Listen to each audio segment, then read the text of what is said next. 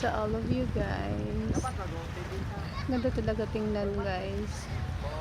Paggabi. Kasi paano na ito? Paggabi na, kaya on na yung mga lights nila. So tingnan nyo, di ba? Ang ganda, ganda talaga. Oh, di ba si Lolo? Oh. You know, super ganda talaga ng view.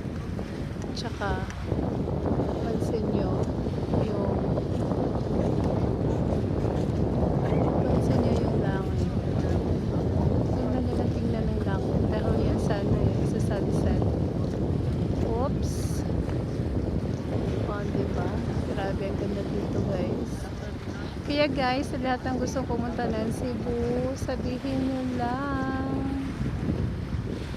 At itutour ko kayo.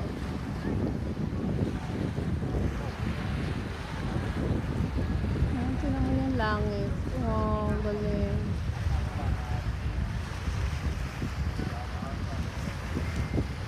Hanggang bukas kami dito guys. Dito na kami matutulog ni Marilu. Diba Lo? Dito na tayo matutulog.